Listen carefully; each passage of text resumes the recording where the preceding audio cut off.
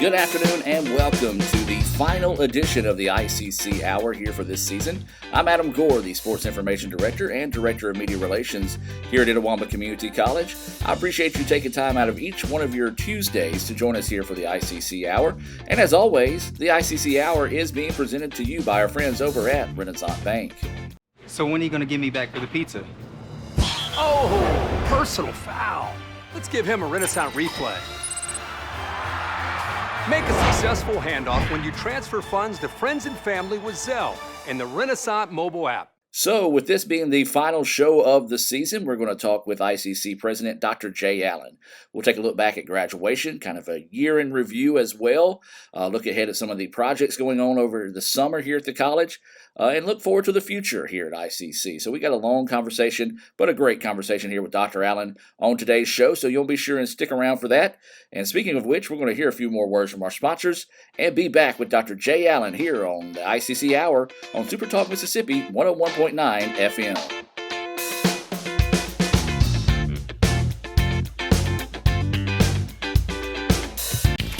Why settle for a checking account that just holds your money? Renasant Rewards Extra gives you so much more. Like savings at more than 400,000 retailers, 24/7 roadside assistance, a cell phone protection plan worth up to $400, $25 in ATM fee refunds per monthly cycle, and a great interest rate when you meet 3 easy qualifications. Get extra today at rewardsextra.com. Renasant Bank, understanding you. Member FDIC. Athletic summer camps are back at Itawamba Community College. ICC offers camps in band, baseball, basketball, cheer, soccer, softball, tennis, and volleyball throughout the months of May, June, and July. Spots are limited, and you know they'll be filling up fast. Visit the homepage of letsgoicc.com. That's letsgoicc.com to find a camp for your favorite athlete and register today. Itawamba Community College, the best camp here. How does Little Caesars know when to bring back pretzel crust? I'm sure they've got it down to a science. Do something. Come on. Oh! He's dancing! Pretzel Peter's busted a move. Pretzel crust is back! Yeah, nah, they definitely know what they're doing. The crust the world craves is back at Little Caesars. Pizza. Here, you can be your best. The best train here. Learn here. Succeed here. Perform here. Win here. Thrive here.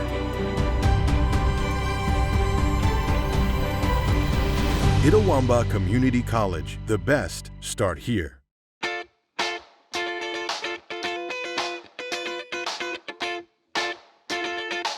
And welcome back to the ICC Hour, being presented by our friends over at Renasant Bank. Renasant Bank, they are the bank that understands you. You can find out why by visiting renasantbank.com. Well, we're going to be joined by ICC President Dr. Jay Allen and kind of take a trip back down memory lane from this past year. And Dr. Allen, before we get started, thank you for your time today. Oh, glad to do it. Always great to talk with you, Adam, and share with our listeners about the great things going on at ICC. So we wrapped up one of our favorite parts of college recently, graduation. Yeah. It's for a lot of people, it's a milestone where they reach in life, and for others, it's that next step to the next level. Absolutely. I know it's something special for you as well. Just talk about the graduations. You know, it's kind of that bittersweet time because it's the culmination of everything that our students have worked towards, our faculty and staff, and assisting them to get to that moment of graduation. It's such an important time.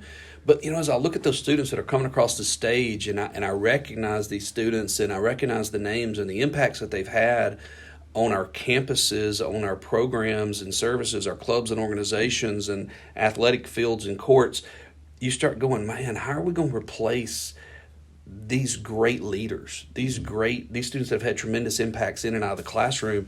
And you start wondering, you know, where are we going to find that next one of those?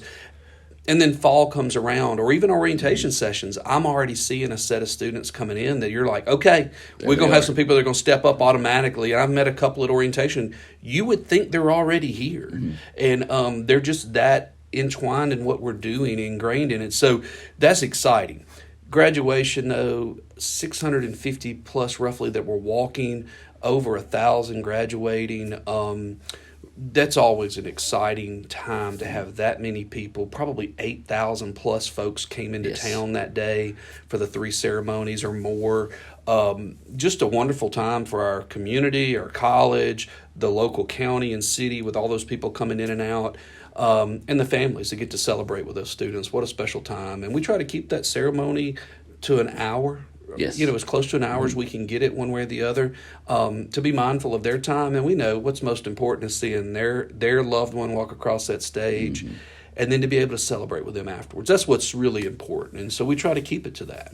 And we'll just get off topic real quick and take the presidential hat off of you for a second. You got to experience that as well with Emma Grace coming across stage and graduating. Talk about that moment. It's unique for you as a president and as dad. It is, and it's a unique moment because I've been blessed that Emma Grace has been able to spend 2 great years here with us and be highly involved and just have a wealth of student leadership experiences and growth opportunities. Been able to grow spiritually through Baptist Student Union and Wesley Foundation, her involvement in both of those, but especially BSU on this BSU lead team. And so it's given her so many different experiences.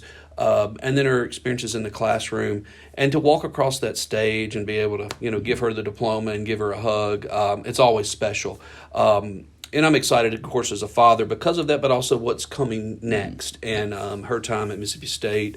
And I believe just as my time in a community college did for me, it did for her, is propelling her forward into that experience at that university with a set of expectations of being involved and engaged there in opportunities and student engagement opportunities, but then also what she's expecting to be able to do in the classroom. And I had that experience when I left the community college that I went to and then in Mississippi State. It was a great transition, and they do such a better job now of helping students transition from community college that have been engaged and involved in leadership roles to find those same type roles at the university setting. So I'm excited for that. And her friends that I've gotten to know, and that's been the other beauty, is because of her friends coming to the house and cooking skillet cookies at 10 o'clock at night and standing around the kitchen counter and kitchen bar there eating skillet cookies. They don't ever offer me to join them. Funny how that works. And never. But they love doing that. And then I get to know those students and see them in so many different leadership roles and engagement roles throughout the college campus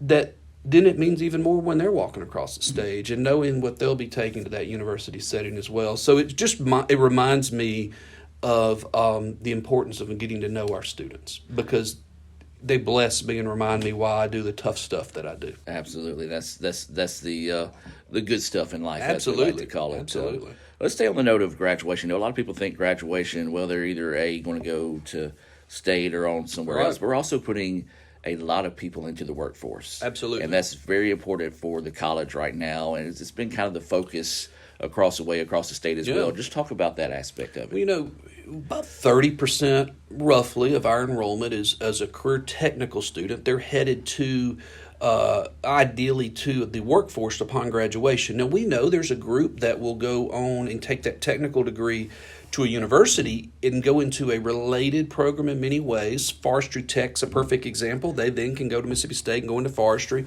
In a whole variety of programs that can do that. But the vast majority are going to work. And the beauty is they're staying local. Yes. They're not just staying within our region of the state being North Mississippi. They're staying within the Northeast component and often within our 5 counties. And so that's wonderful. We know they make an impact in the local industries and business partners that we have. So it's great to see them come across that stage. Yeah. There's a different level of excitement because they're going to the workforce. Yes. They know they've got a paycheck on the other side. And mom and dads are like, man, I'm getting them on somebody else's payroll. It's going to be a good day. But I think that ties us again in a different way to our community that we serve, because our workforce division of the college is workforce and career education, so it's career technical education. So whether they're a credit student with us preparing to go to the workforce in a semester or two, or after 2 years. They can do both. Or they're coming in a non-credit environment, and we're going to prepare them in a short-term pathway to get right into the workforce in as few as 4 weeks. And then there's the person that's already working for an industry, and that company brings them to us, or we physically go to them, and we do training to enhance their skill sets and allow them to move up and gain income within and payroll at that company. So, you kind of see the culmination of all, and we didn't really talk about it, but our GED graduation was the night before. I say GED, high school equivalency of graduation is probably what we should call it. The beauty of that one, again, is we're taking people that, for whatever reason, life presented them the challenge and they weren't able to complete a high school diploma at the regular time frame. So we get them in, and over a course of a number of months to sometimes a couple of years, we get them to the point of graduating with that high school equivalency diploma. We've had moms and sons, brothers and sisters. You just never know the combination you're going to get up there, husband and wives. And so it's always a neat experience. We know some of them will go to the workforce or go back to the workforce. Some of them will actually come into one of our programs of study at the credit programs of study at the college, or maybe one of our short-term pathways. So it all ties together, and it's really the path of education opportunities we're trying to create, or we have created. So the career techs, it really is back to it's a extremely important part of what we do, and our industry partners, business partners, they lean on us. They're expecting those graduates to come in and make a huge impact. And we do encourage you to visit iccms.edu to learn more about our career tech programs, or if you got time, schedule a trip or schedule to visit our Belden Center out there. They'll be more than happy to show you all the unique opportunities. And I don't think, we promote it, people see it, but I don't think they realize just what all that Belden Center has to offer. You're talking about roughly a 250,000 square foot building under one roof. Bring comfortable shoes if you're ever going on a tour there. Breadcrumbs are probably not a bad idea because you can get lost in there. I'm one of those that have been. I have been as well.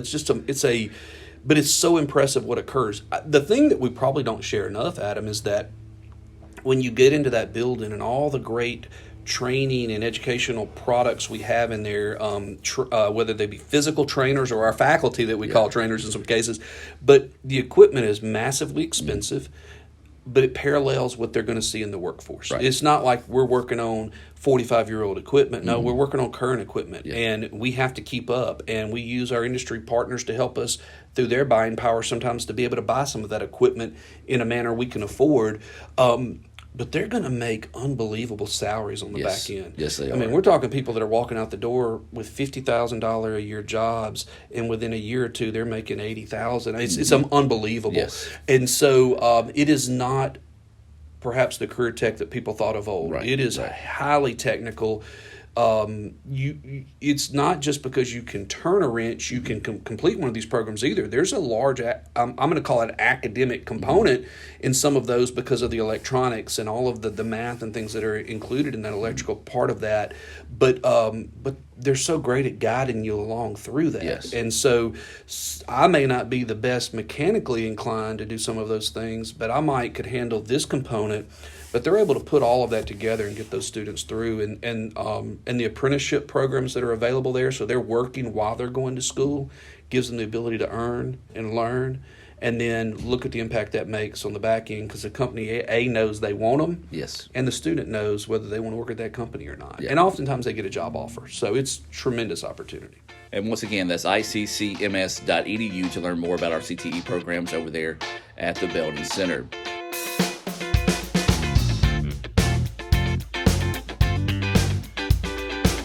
Kirk Herbstreit is a man of many talents. Not only an athlete and a sportscaster, but also an expert cartographer, an amateur alchemist, a surprisingly gifted poet. What rhymes with encroachment? But his true talent lies in the art of banking. With Renasant Bank's great products, rewards, and easy-to-use online tools, every transaction is a masterpiece. You might refer to Kirk as a Renaissance man. But I call myself a Renaissance man.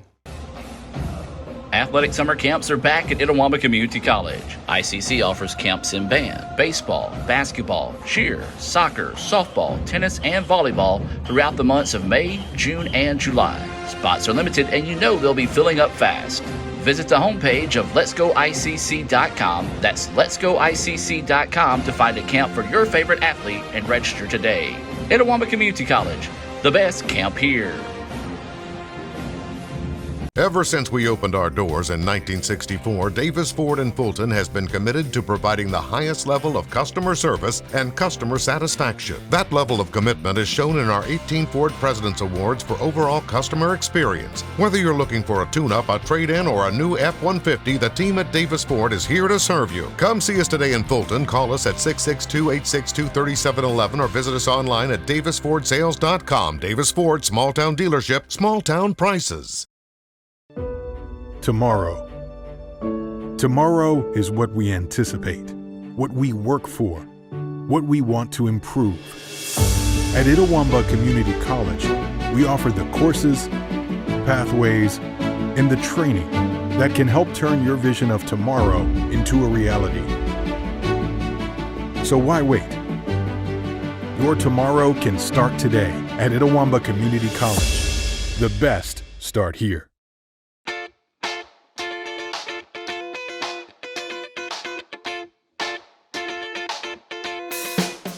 So let's shift gears a little bit and kind of take a step back. Yeah. Another great year here at ICC. I know people are like, okay, y'all always say that, but it truly has been a blessed year here at the college. Really kind of been a remarkable benchmark setting year that's going to be hard to top in some respects. We saw it at the very beginning of the year. At the block party we had at the president's home and on the side road there on, I think, Thrash Street, it was really neat to see that because we had hundreds of students showing up for an event we've never done before. They were having a ball. I was having a great time just watching them have fun. And students that didn't know each other and students that did, and all of them meshing together and really creating such a set of memories and experiences. DJ was out there playing music. We had the blow-up stuff, the Dunkin' booth. Food never hurts to feed college students. It really was a great event. And we realized right there, we should have realized right there, this is going to be a year where we break records on student engagement. And boy, have we. I mean, they've shown up in record numbers for nearly every event that we've had or engagement opportunity we've had, especially through student activities. And Taylor Tudor's doing a great job in that area, so much so that we've had to increase that budget because it's just been an unbelievable experience, and we've busted that budget, which is a great problem to have. And you know, Adam, we've talked about student engagement as one of those things that I've made a focus and a priority for us because we know the more engaged students are, the more retainable they are, the more likely they are to move to success and graduation. And if we're not about that, what are we about? You know? So plus, they're going to build memories. They're going to build a set of experiences that are going to gain them an advantage in life and the relationships they build and all that. We know those are going to be some friends for a lifetime, and the more likely they are to come back and contribute and be a part of our alumni association and other things, the more closely tied they are to our college. And so we've worked hard to try to get events at every location, things that fit every location, and make sure that students at other locations feel comfortable coming to Fulton to do intramural sports. And so it's been neat to see all those things occur. I got tickled at a group of students, and I was asking them after they won flag football championship. I was like, how many intramural sport championship T-shirts do y'all have? And one of them, I think, said he had 10. Wow.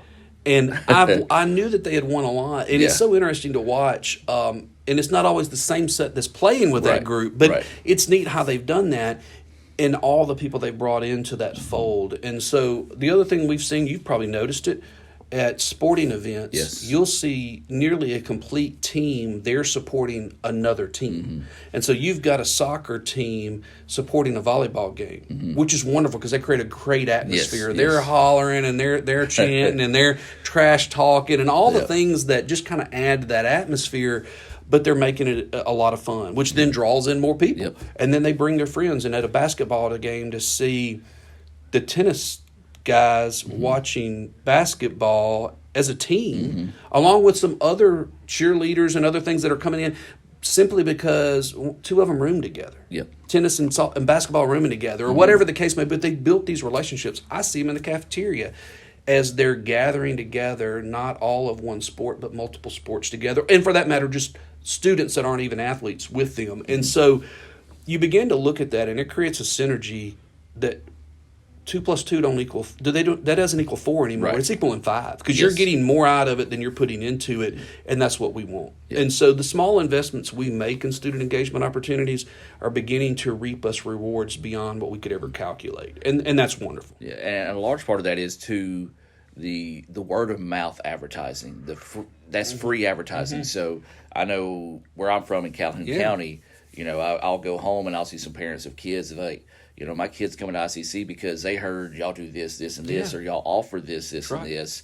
So it goes back to the retention, but also bringing in new people as well. You got it. When you have a good experience at ICC, like most of our kids have, it's just it spreads. It does, and you know, we've had both instructional programs and coaches say the environment that we've been able to create and foster and to maintain is making it easier to both get students here, to keep them involved while they're here.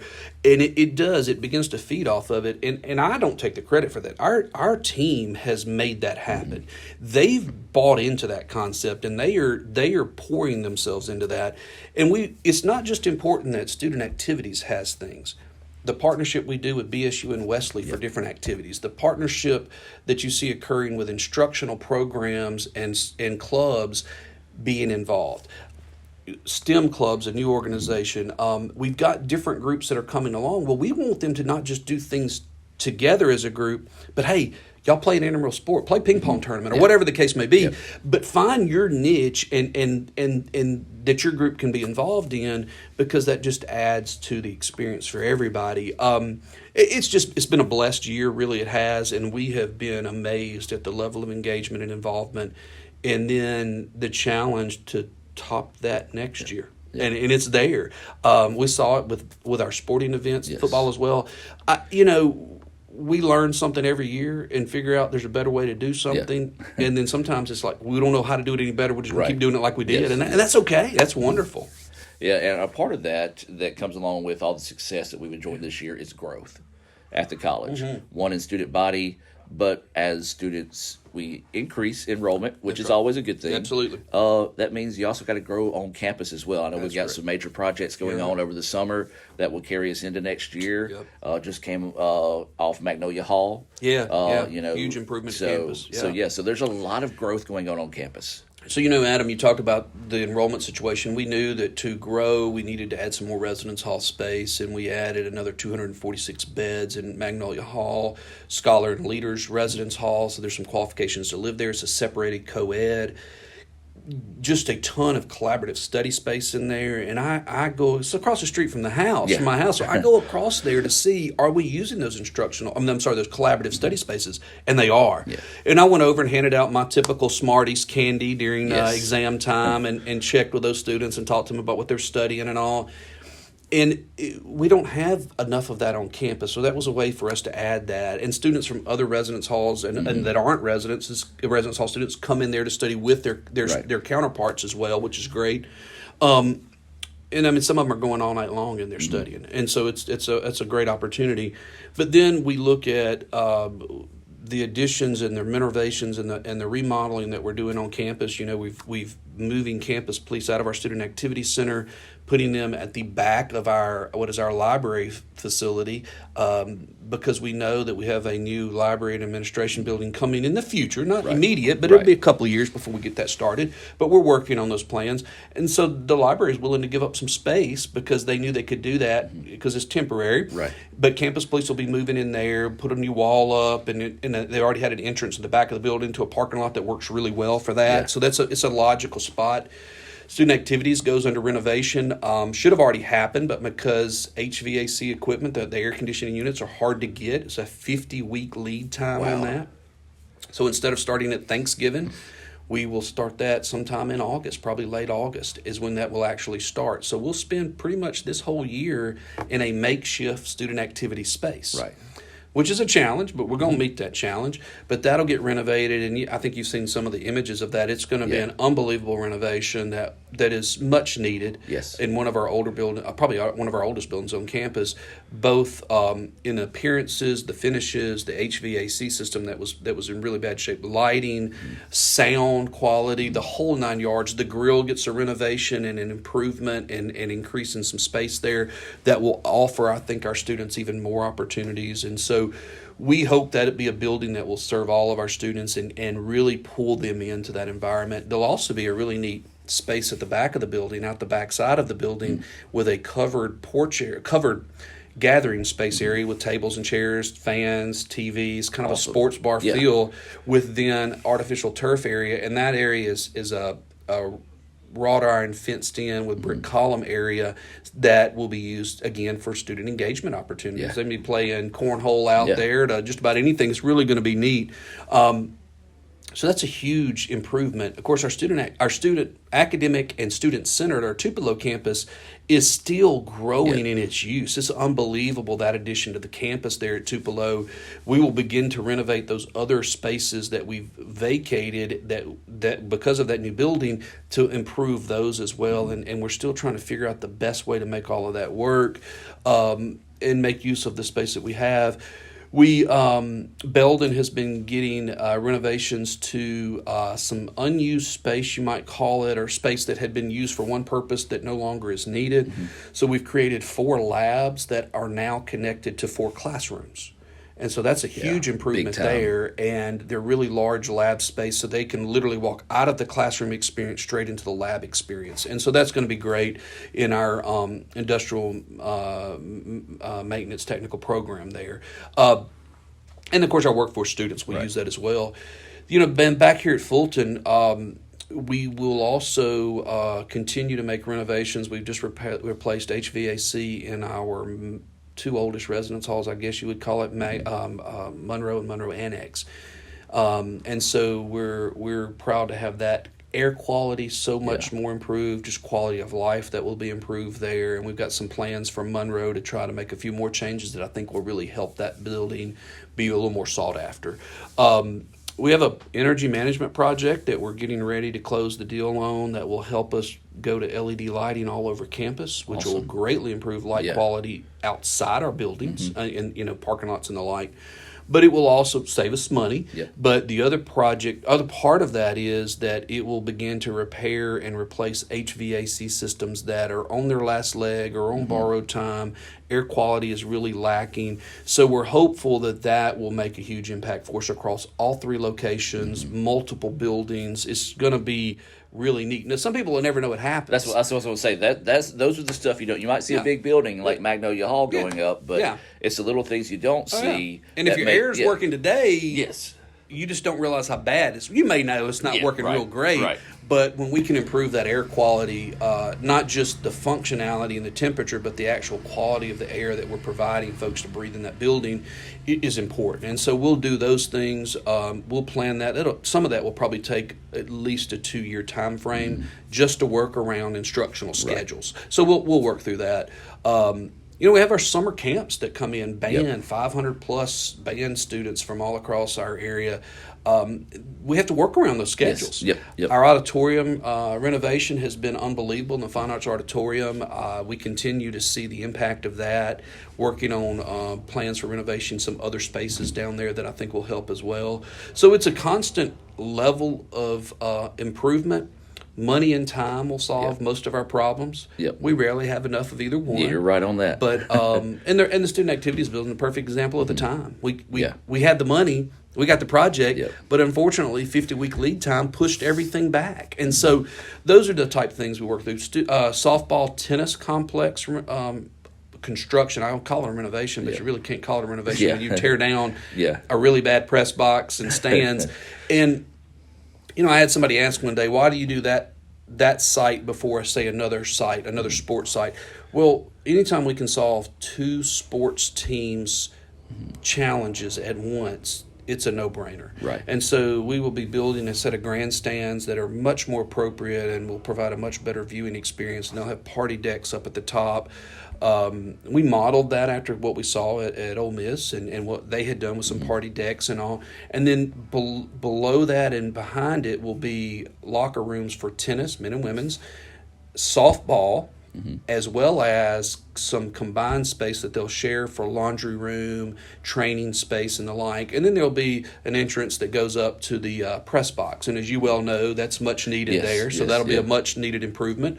And then once that's done, we'll get tennis, their first set of locker rooms. Softball will no longer have to be in the Davis Event Center so far away.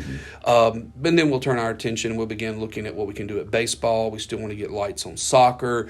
We're working on field house renovations at football for both the locker room and the weight room, which will be much better and I think help us serve multiple sports as well in that weight room. So again, we're trying to maximize every dollar we spend and serve as many groups as we can. Absolutely. Tons of positives going on right now at the college. Well, let's take a quick break. We'll come back and let's talk about the return on investment here at the college in our area as well. So we'll take a break and be back more of the ICC Hour right after this.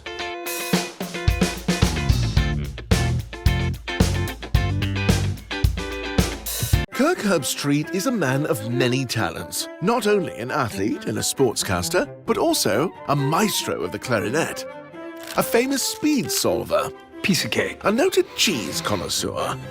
Limburger. But his true talent lies in the art of banking. With Renasant Bank's great products, rewards, and easy-to-use online tools, every transaction is a masterpiece. You might refer to Kirk as a Renaissance man. But I call myself a Renaissance man. Everyone has a unique story to tell. Maybe your story has you performing your new song in front of a crowd, getting to play your favorite sport, or enjoying a horseback ride in the country. At Orthopedic Institute of North Mississippi, our group of skilled surgeons understand your need to continue your story. That is why we are the preferred choice for orthopedic care. Thank you for choosing us. Our story is you. Orthopedic Institute of North Mississippi.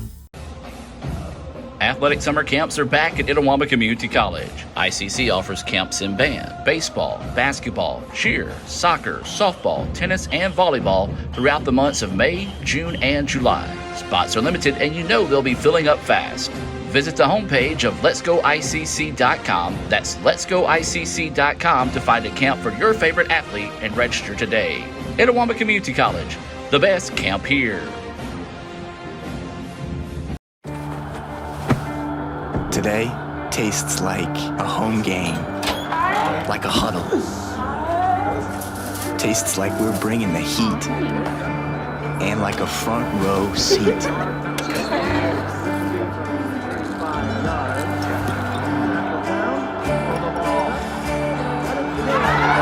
Today tastes like we're a team, and it never tasted this good. When I think of ICC, I think about home. The moment I stepped on campus, I knew it was a perfect fit. It helped me find my true self. It has opened doors for me that I didn't even know existed. Everyone here wants you to succeed. I was able to get involved here and make a real difference. I've met my closest friends here. There's something for everyone to be involved with. I've gained skills to succeed in the workforce. It's been the best experience.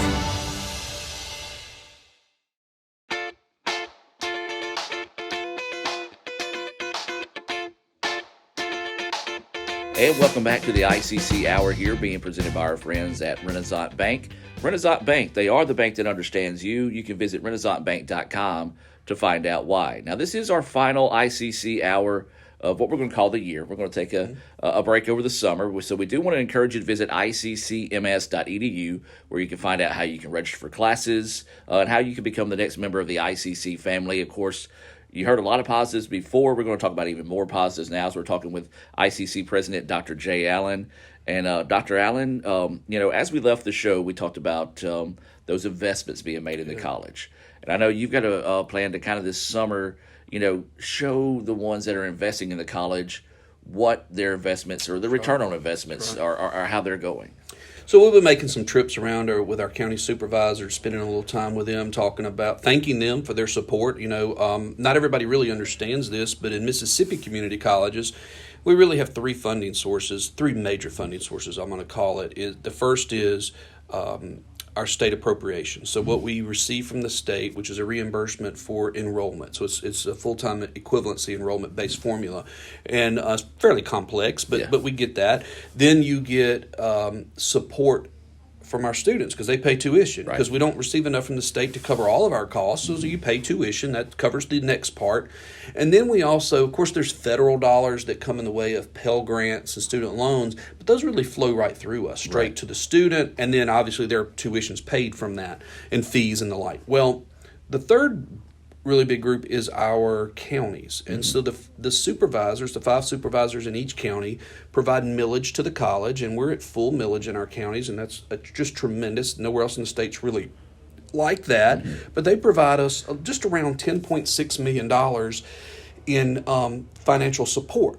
And you could say, well, why would they do that? Well, you think about ICC is not just a place where we educate people, but we're an economic engine for our region.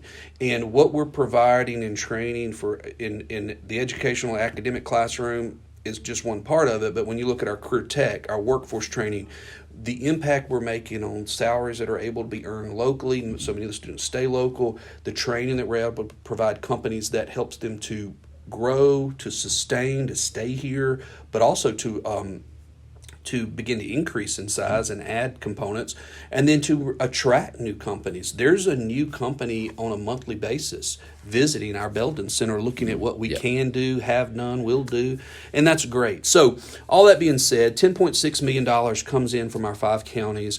We then share with our county supervisors that return on investment. And so when we think about the scholarships that are awarded to students, we put that total in there, the salaries to employees that live within those 5 counties, the contractual services paid to contractors in those 5 counties. It could be from a construction company all the way down to a printing company. So those area businesses as well. Workforce training that's done in that area, dual credit offerings, all of those things. But one thing it doesn't include on our return on investment is the earning potential. We don't actually calculate that in there because that would make it even larger. But we turn that $10.6 million into $56.9 million annually. Wow. So it's over 5 times return on investment for our counties. That's unbelievable. I mean, I wish I could earn that. That's what I was going to say. If you could find me something where I can invest any type of money, knowing that I'm going to get 5 times the return, that's amazing. I mean, there's some scenarios where we literally, the amount the county gives us, we return that amount back in salaries to people that live in that county. I mean, that just dollar for dollar, basically, we're returning it back just in salaries. That doesn't count the countless students that we're making that impact. I mean, so it's a tremendous return. And what's really beautiful about that is that they've made it an investment in us, and then I'm challenged to make sure that we create the culture that's going to return a tremendous return on investment. And we owe that, not just to our counties, but to the taxpayers. And so we want to make sure we do that. It's really countless ways that we make that return on investment. It's not just in sheer dollars spent and all that, but it's also in the impact of the student and how we help them get on a payroll somewhere and how they're producing. They're then paying taxes. They're then creating jobs in many cases. Also, the not just the scholarships, but the federal aid that they receive as being a student here, if they're eligible, then what portion doesn't pay for tuition and fees and housing, the student then is able to use to pay for meals, for transportation, for goods and services. So those dollars are also then being spent within their communities. And that has an exponential growth as well. Yeah, and I think that's a large part that you talk about the salaries that go back to the counties. You mentioned it earlier. We probably had over 8,000 people come into Fulton. Well, guess what? Those 8,000 people got to get gas. Got to sit in our local restaurants and eat. So the return of investment as you said, if we could figure out every penny that is spent whenever people visit or come through, it'd be way more than $56 million. Yeah. Well, and I'll say I had a vendor. I was a local restaurant owner say to me, "Y'all can have graduation again next weekend." I said, "What are you talking about?" They said, "Because we filled up after every ceremony." And I was like, "What a great! That's a." I don't ever know if they stay and eat. Right. I don't know how many stop and get gas. I will say that our campus police chief worked in a tremendous way with local law enforcement. To make sure that, and Department of Transportation, to make sure that we had the ability to get those guests back out on the road wherever they were headed in as smooth a fashion as we could. And that's probably worked smoother than it ever. No, without a doubt, it was smoother this year than it's ever been. Right. And I received compliments and comments about that from people in the community that weren't at graduation and those that were, about how great it went. At one time, just to give you an idea, they were backed up from the interstate to the fire station on Adams Street. Yes.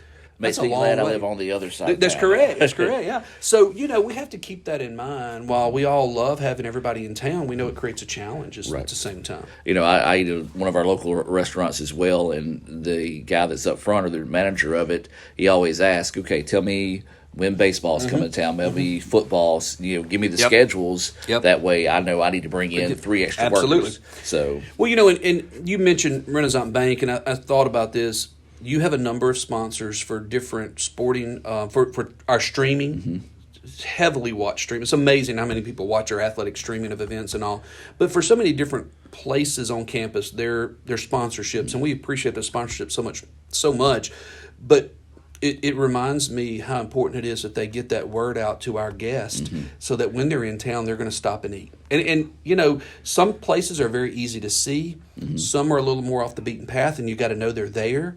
But once you know they're there, you're like, man, I'm going back, And so I think that is part of that added value we bring to the community. And so you think about a ball game night for, like, say, football, the stadium's standing room only most of the time. And so that's a huge impact on a nearly 4 to 5 games a year that will be occurring. And then you look at our traffic for the other sporting events, which is large as well. So there's multiple times a year we're bringing an extra 2,000 or 3,000 people to town. Absolutely. So what's the next step here at the college? I know we're always looking forward. What can we do better? How can we get just 1% better tomorrow? What's the next steps for the college? Well, we've made some great strides in orientation and making that experience better for students. We've invested in recruiting and all of those efforts, and we're seeing that paying off. Orientations have been booked up faster and really with larger numbers by this point in the year than we've ever had. So they're setting records there. We hope that will translate into full classrooms this fall. Yes. With the challenge for Dr. Summerall, our VP of Instruction, to find a way to add a whole bunch more classes. What a great problem to have. And so we're seeing some of that already. So we hope we really will turn into increased enrollment in the fall, not just because we want to have more people, but I believe we have something that so many people in our part of the state need, and that is a college education, because we know that is a path to prosperity. And so it's not the only path, but it is a very large. It's a big help. No doubt about it. And so it begins to more than level the playing field. It really gets you above and beyond what others may bring to the table. So we want to continue to grow enrollment. We want to continue to grow the offerings that we have instructionally. This year we've added School of Academics, or School of Instruction, I guess you can call it.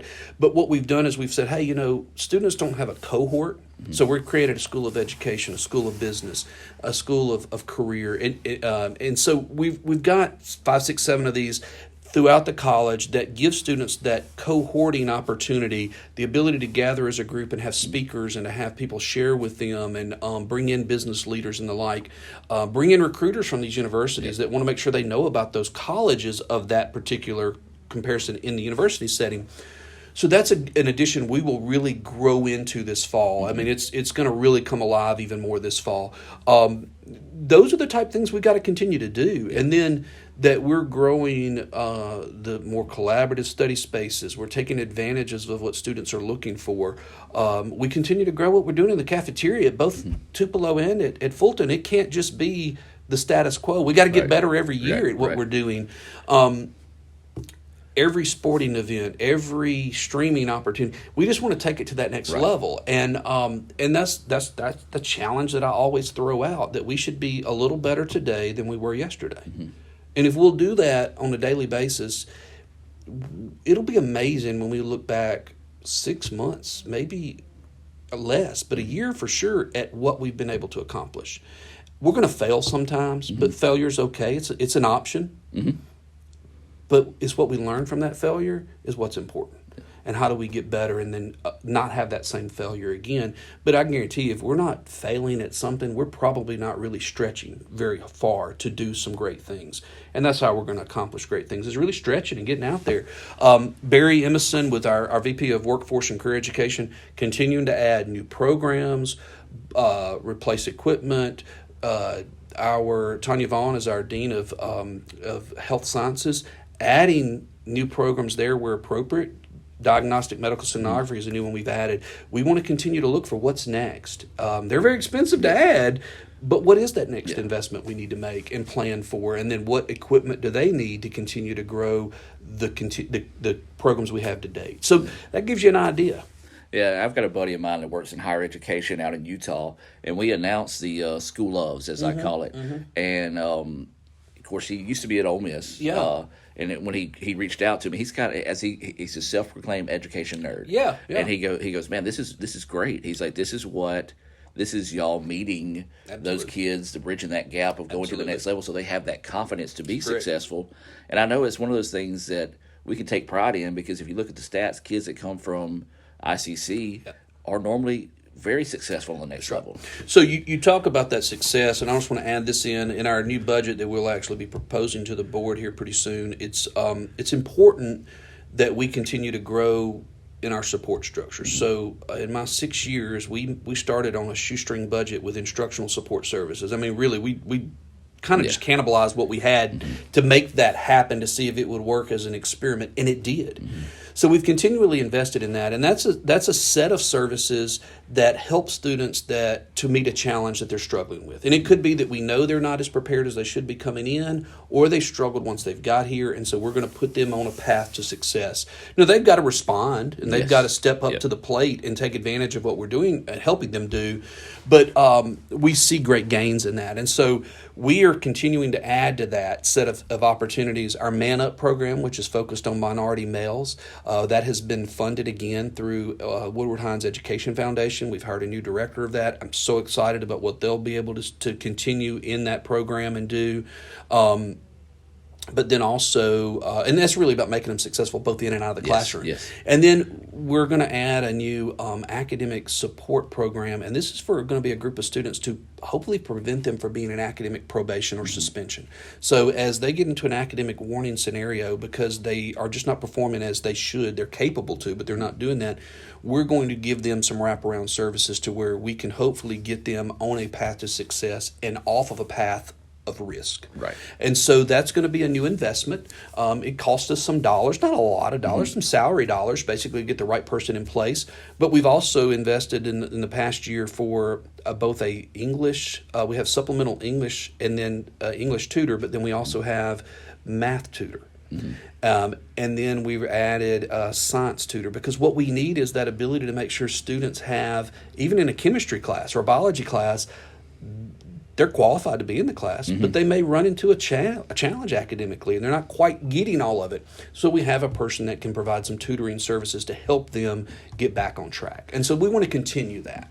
I'm not going to lie, I took advantage of SI myself with some of the college stuff I took this last semester. That's right, Reached out to Nathan, and Nathan's like, well, I don't know, but I know somebody that can. And that's one thing I love about ICC is if we don't know the answer, we know somebody that does, or we're going to work extra hard to find it. Absolutely. And, Nathan Ward's doing a great job in that area and has taken on a lot of leadership role with that, and came right out of instruction with the idea of supplemental instruction. We said, okay, we'll make an investment in it, and we'll see what can happen, and you're going to teach a little bit less, but you're going to make this happen, and that's what he did, and it's worked, and so we've continued to invest in that.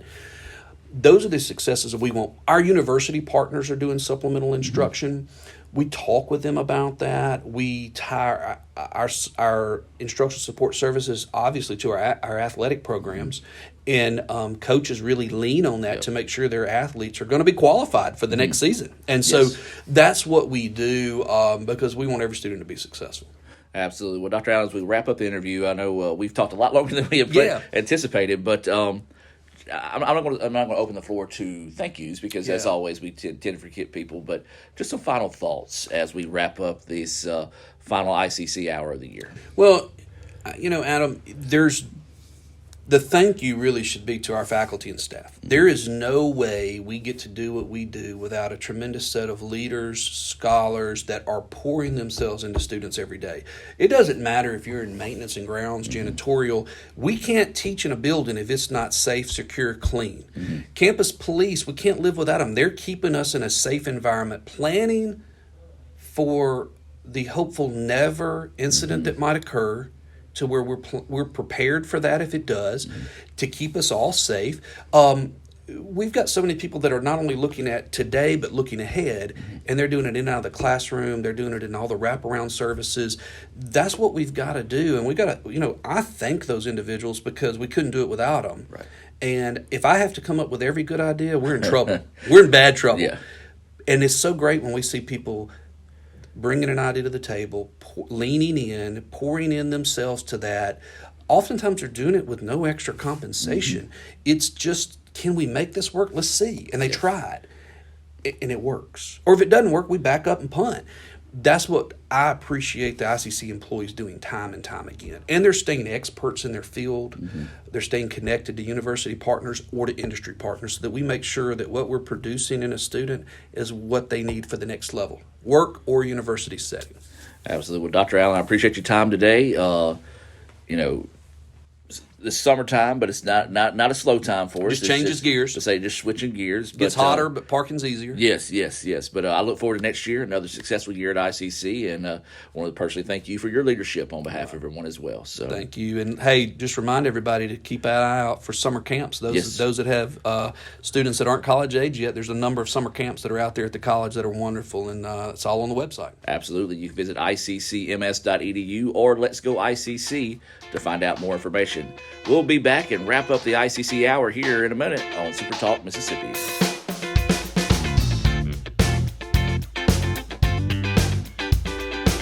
Kirkherb Street is a man of many talents. Not only an athlete and a sportscaster, but also a skilled swordsman, a master chef.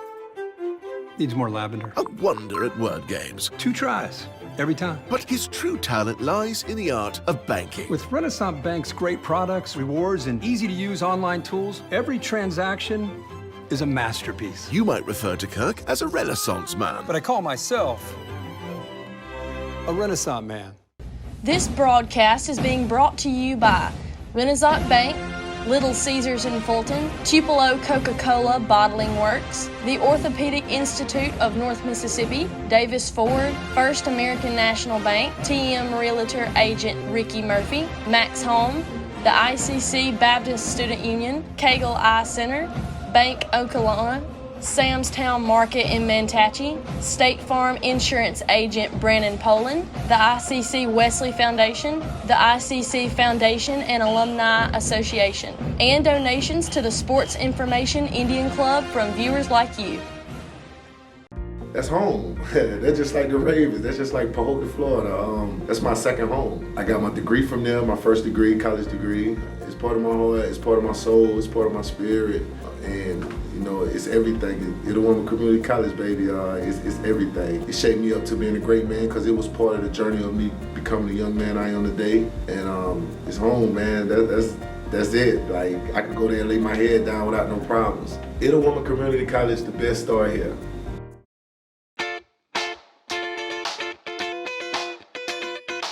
And that's going to do it for the final ICC Hour of this season. Again, we do greatly appreciate everyone that has tuned in throughout the year to listen to all the great things that have been going on here at Itawamba Community College. We do encourage you to visit iccms.edu. That's iccms.edu to keep up with everything that's going on institutionally. And then you can also follow letsgoicc.com Again, that's letsgoicc.com to find out more information about things that are going on athletically at ICC as well.